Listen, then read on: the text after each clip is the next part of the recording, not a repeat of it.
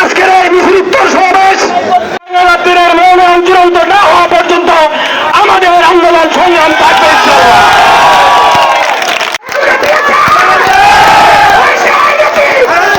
বিভিন্ন সময় বিভিন্ন সংগ্রামের মাধ্যমে আমরা প্রতিবাদ জানিয়েছি।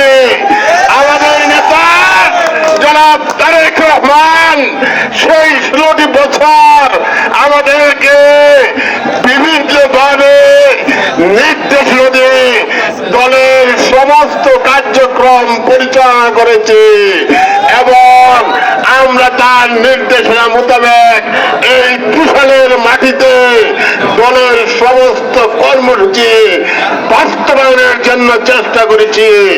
আজকে যেভাবে আপনারা স্বতঃস্ফূর্তভাবে এখানে উপস্থিত হয়েছেন, বিগত সময়েও হয়তো যদি কবে উপস্থিত হয়ে থাকেন, আপনাদের মাঝ থেকে আপনারা এসেছেন আমাদের প্রিয় নেতা তারেক রহমানের নির্দেশে ছাত্র জনতাকে নিয়ে তুমুল আন্দোলন গড়ে তোলা হয়েছিল।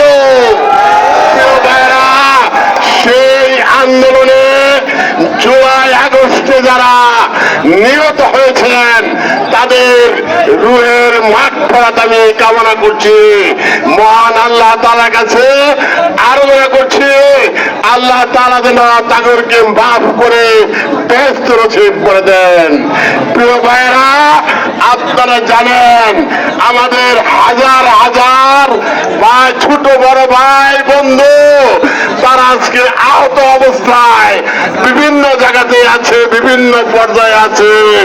আমরা মহান আল্লাহ তাআলার কাছে দোয়া করি তারা যেন সুস্থ হয়ে আমাদের সাথে এই দেশ গড়ার কাজে গত জুলাই আগস্টে বাংলার জনগণ দেখতে পেয়েছে আজকে এই 5ই আগস্ট।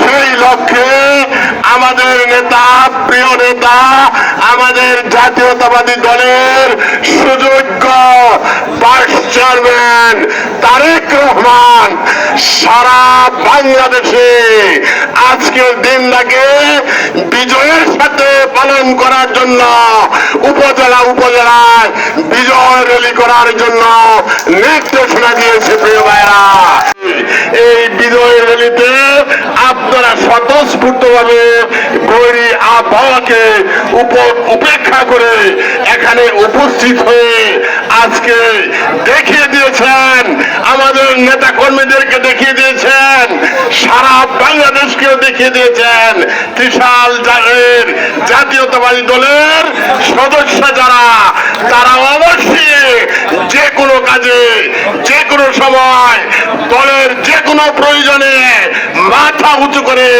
দাঁড়াতে প্রস্তুত। প্রিয় ভাইরা,